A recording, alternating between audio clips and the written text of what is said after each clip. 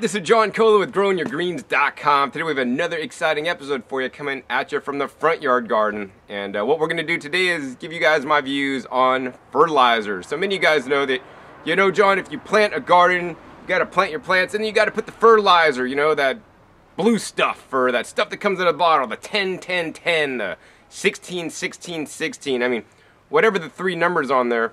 You're led to believe that you need these fertilizers to make your land fertile. And in my opinion, nothing could be further from the truth than the whole fertilizer thing that you gotta buy these fertilizers. What I strive to do is to model nature. Think about it. In nature, in the forest, there's no pixies, Tinkerbells spreading 10-10-10 fertilizer, right? And so I try to look at, how does the forest work? What does the forest do to make fertile soils, to have these huge trees that are hundreds of years old and to have all the shrubbery and ground cover at the base of the forest, right?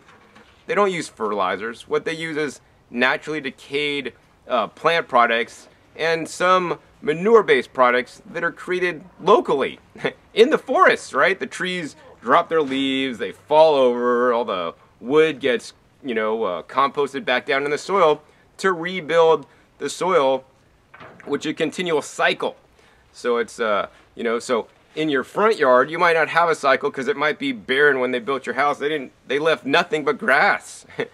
And that's not a complete system anymore. We've kind of upset the system. So what we want to get back to is more of that forest model. Now, I don't expect you to create a forest in your front yard or whatever to, have constant nutrition.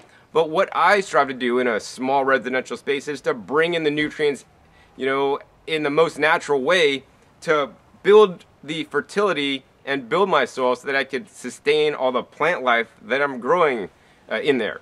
And I have been doing this for many years now. What I like to call this, and what it's called actually, is called biologic farming or biologic gardening, where I'm using the nutrients already existing in the soil, in the compost, and putting in bacteria and fungi to break them down and make them plant available. And as you guys see here, we got some cool winter greens growing. It's absolutely delicious. I've been eating these guys every day for the last couple nights for my dinner meal, whether I'm blending them up, eating them in a salad, or juicing them. And let me tell you, they are delicious. So what we're gonna do today is we're gonna go on a little field trip and I'm gonna go pick up my top soil builder, and then we're gonna come back and actually fill up my front raised bed that we're totally getting ready for the spring planting season, because after every year it dips down. And a big question again, John, what do I do after every year in my garden the soil level dips down? Well, we want to add back what we've taken out and add nutrition back in the soil so your plants in this upcoming season can have the highest probability of success by having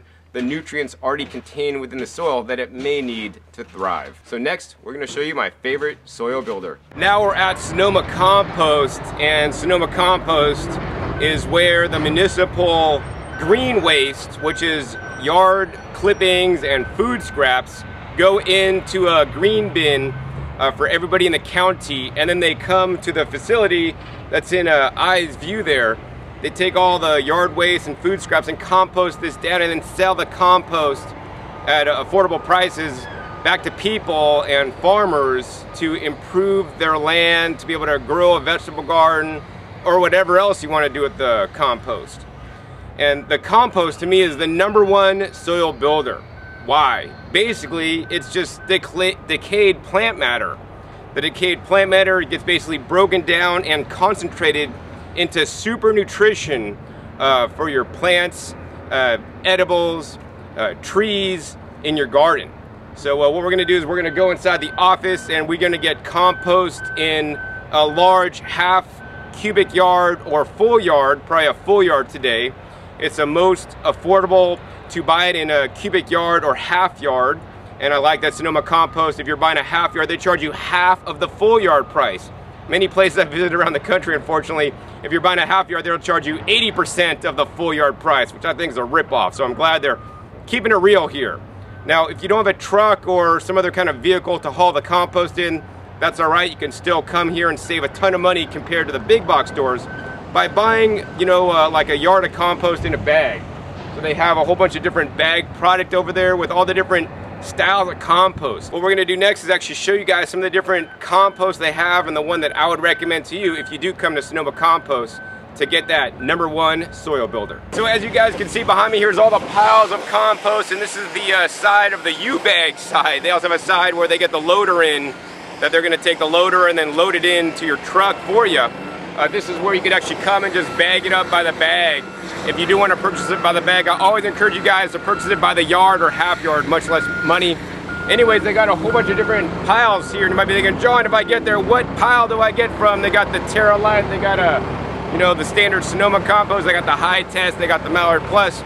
Well, let me tell you, I'm gonna share with you guys what's worked for me, right? Maybe different in your situation, but what I did was I built my raised beds, they're empty. I bought originally 55 cubic yards, and I had to get the 18-wheeler semi-truck come in, and if you look back at my past videos, you'll see a video where it's actually dumping it off, and then me playing on the compost. It was a big pile in front of the house before I shoveled it into all the different raised beds. And the one I use is the Mallard Plus. That's the one I planted in straight directly. Now for many of you guys, I don't necessarily recommend going to your local place that sells compost, buying compost and planting it in it directly. Compost quality could vary widely, and I'm confident you could plant directly in the Mallard Plus, which is what I've done. And then recently, like within the last few years, they introduced a biodynamic compost. So I started experimenting with that, and I would get straight loads of the biodynamic and then plant in that, and I would notice that it didn't quite work as well for me in my situation as the Mallard Plus.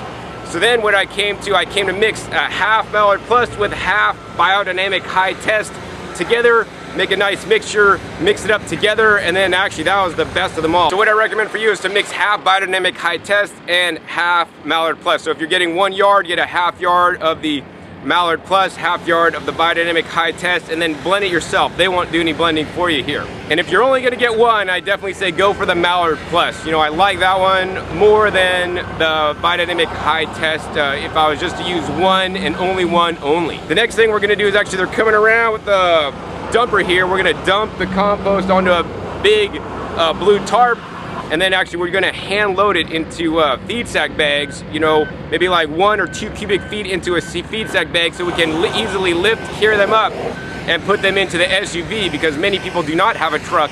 And I want you guys to be able to get the compost for the cheapest price, because once again, it's easier to buy it by the yard and less expensive by the yard than by the bag, by bagging it up. So we're gonna buy it by the yard, have them dump it on a blue tarp, and then bag it up, and then put it in the vehicle to take it home to enrich my garden. So let's go ahead and take a look at them dumping out the compost. All right, here's the compost getting dumped onto our tarp. We're gonna load that up into bags and then put it in the back of the SUV. All right, so I'm bagging up the last bit of this compost that we bagged up. We got in the SUV there. And I want to encourage you guys not to overload your vehicle. If you have a standard vehicle like a Volkswagen Golf, which I've used in the past, I'd only get a half yard. This compost can weigh down your car, even if it is in, you know, a 1 cubic yard sacks at a time. Each bag is light, but all of them together is a lot heavier. So today in the SUV, we're getting about 1 yard total. And luckily today this stuff is actually fairly light because it's been quite dry. So a half yard is what I have done in the past in a standard vehicle, and a full yard in a fairly heavy duty SUV. And basically we're just taking the feed sack bags, and we got a little 5-gallon bucket with the bottom out of it. And we put that into, so the bag doesn't collapse. And we just scoop it in there, and we scoop, I probably do about 15 scoops. And then it's full enough, we'll then tie it off and throw it in the SUV, and we're gonna take it home. So as you guys can see, we got the SUV fully loaded. One thing I recommend is bringing a tarp, and we've placed that on the floor of the SUV, and now we're gonna just fold it up. So this kind of like makes a little pan, so like all the dirt doesn't get everywhere in the car. Finally close it up. Nice warm day. You gotta love the California 70-degree weather, man. You guys are probably still freezing where we're at. I'm sorry. So now we're gonna go ahead and head back. We're gonna unload the compost, my #1 soil builder, but I'm also gonna share with you guys some other soil builders that I believe you should be adding to your garden for the excellent growing results. So now we're gonna share with you guys some more soil builders that I'm adding to my garden. Now the majority of what I'm adding is the compost, and that is the bacterial-based compost made in a hot pile. Another thing I often like to add, and added actually last season that I don't have at present time, is the fungal dominated compost. So the compost derived from wood chips and a carbon source at low temperatures. And both these combine to give your bacterial and fungus in your soil, which are definitely good things to have. Now, besides the good base of the compost, I also like to add other things like I'll be sharing with you guys today. And these are just some of the things I have laying around. I have used other things, you know, like kelp meal, like zeolite, like soil humates, that I actually don't have today, but I have these guys. And I always want to encourage you guys to do the best you can. You might not be able to source all these different things, and if you don't get all these things, guess what? You'll still be able to garden. You'll probably still have amazing results. I just want to dial it in and get everything and all the different nutrients that my plants may need in the soil so that they have access to them if they want to get them. Now, some of these things you could add a ton of and it's not going to affect the soil, and you know, you can't like burn or anything with most of these things, although with some of them you can imbalance the soil pH by adding too many, and I'll kind of point that out. So we'll go over these one at a time. Right here we got the Microbes and Minerals by John and Bob's. This adds some trace minerals plus some beneficial microbes in there. We got a Nourish Biosol, which is 100% all natural, all-purpose plant-derived fertilizer.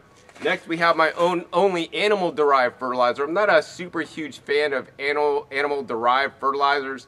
The problem I have with them for the most part is the feedstock they are eating.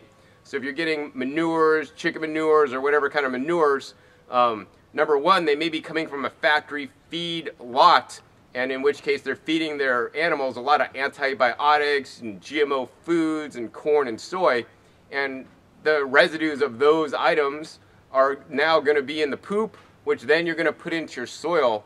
You know, and most people don't think about these things. So if I had a good, reliable manure source, I would use some in smaller quantities, but I still believe that, you know, plant-derived composts are, for me, far superior than a manure compost, especially when adding some of these other things that I'll be adding.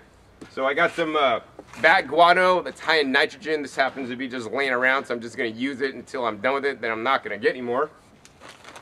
But this is the kind of manures that I do approve of, actually. It's a Worm Gold Plus. This is a worm castings. So this is literally worm poop. So it's worm manure.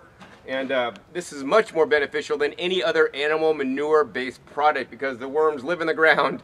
Hopefully they're in your garden actually eating decaying matter and pooping out rich nutrients that are available to your plants so that they can absorb them. Now, besides just the manure and the nutrients in there, there's also beneficial microbes, so the beneficial fungi and bacteria in the worm poop. Now, in the standard manures like cow and chicken and other animal manures, there may be toxic pathogens. So E. coli and all these things can be in manures that now you can spread into your garden, and that can contaminate your foods and get you real sick. And you know, you may have heard the cantaloupe outbreak of salmonella or all these different kind of things, you know, in the produce trade.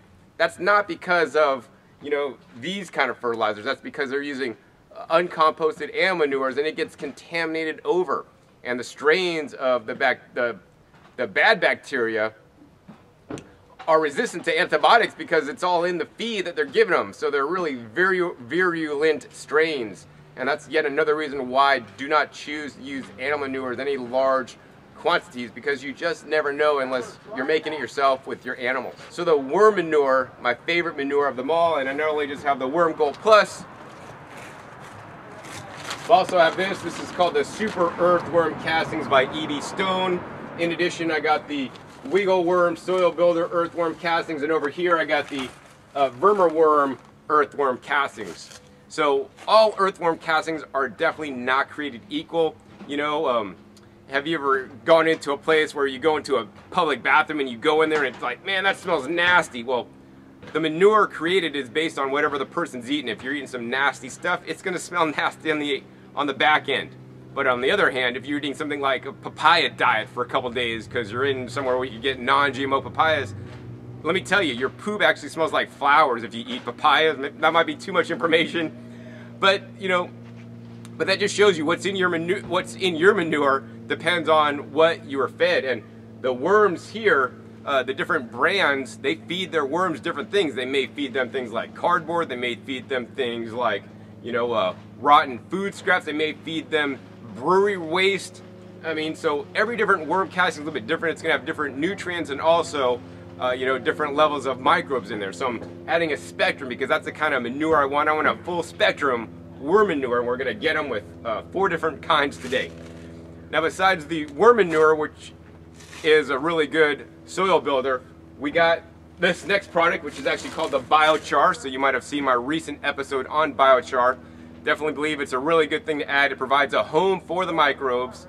In addition, it holds on to some nutrients and keeps it in your soil, which I think is definitely a good thing. So next we got the ground up rocks, and I think ground up rocks is really where it's at. This is the future of soil builders, in my opinion. That's really underexploited in this day and age. Actually, rock powders can be very hard to find, and there are many different types. You might be thinking, John, rock powder, right? Is that rock phosphate? Well, we got some of that right here, the rock phosphate.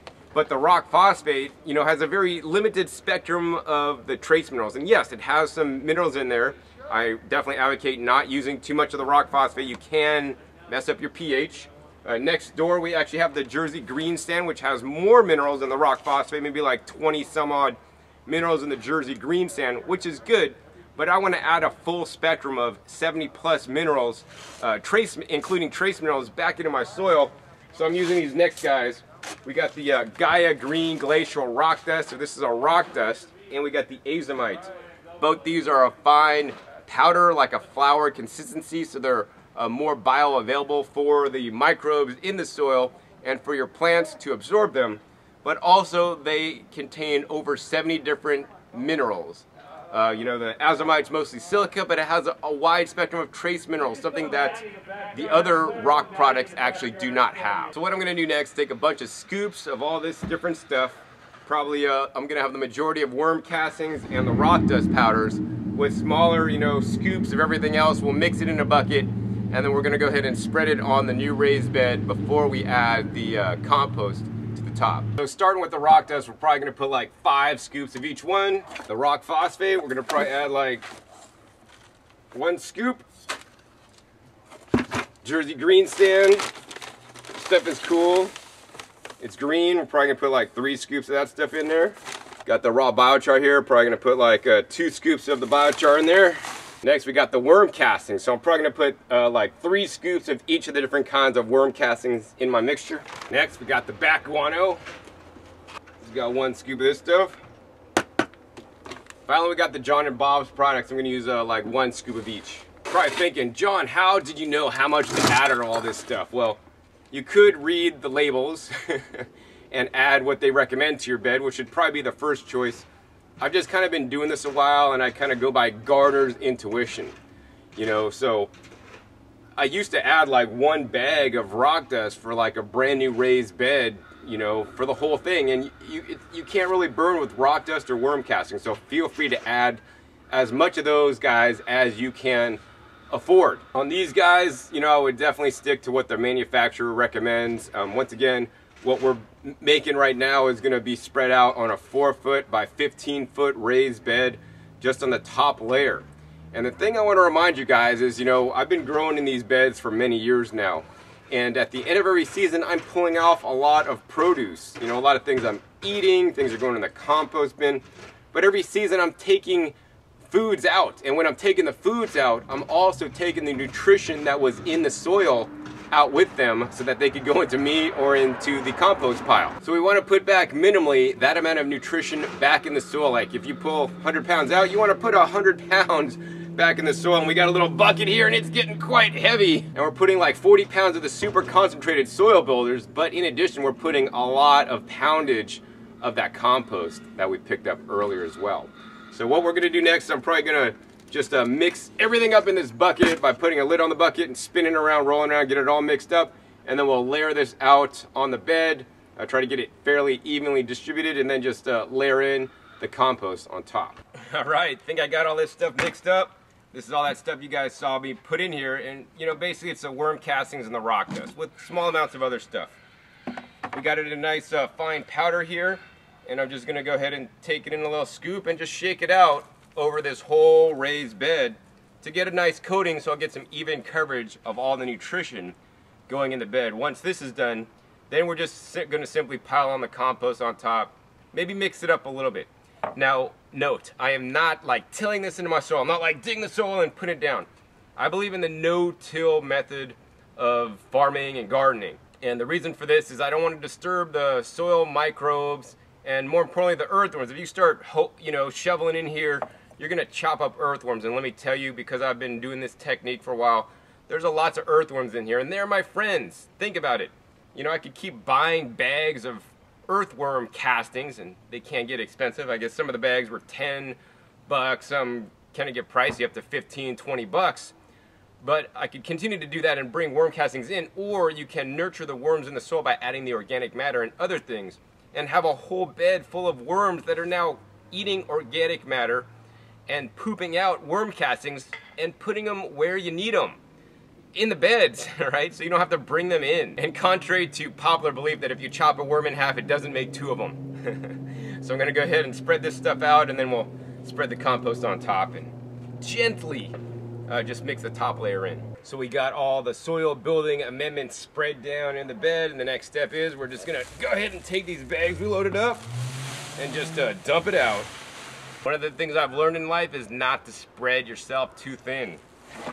And don't spread your compost too thin either. So we're continuing to dump these guys out, and they're nice, easy, lightweight bags actually that I could easily handle, pick up, and put into this raised bed that's literally 2.5 feet off the ground. Now I know some of you guys are thinking when you saw me load up the compost by hand, man, John, you should own a truck. Well, if I had a truck and they loaded it into the truck on the way after I got home, I'd have to unload it out of the truck either with a wheelbarrow or by the shovelful or some way, and get it into my bed. I find it much easier to bag it up on site, bring out the bags, and then just dump the bags where I need them. Remember, as you get more mature, hopefully you get smarter, and you don't have to work harder. So as you guys can see, I got the bed topped off, basically laid on the new compost, smooth it all out. I like things when they're smooth. Put the irrigation system back on, and now we're all ready and set to plant out for the new season. Now, one of the cool things is, check this stuff out. This stuff's kind of like a, compost, but it's also a mulchy-like consistency. So this will also help my plants that I'm planting here retain the water, because, just about that much underneath this compost I spread down is the soil I've been working and building year after year after year. So in the end of this episode, I really want to encourage you guys, instead of thinking fertilizer, think soil builder. And before you go to buy that, big box brand fertilizer, think WWJD. That's not what would Jesus do, that's what would John do. He would build his soil by adding things like the compost, the fungal compost, the bacterial thermal compost, or the rock dust, or the worm castings, and use compost teas to ensure that you have the microbiology that's able to break down all the nutrients in the organic matter, and also the trace minerals to bring them up into the plants so that you'll have the healthiest and best growing season ever. Hopefully you guys enjoyed this episode. Once again, my name is John Kohler with GrowingYourGreens.com. We'll see you next time. And remember, keep on growing.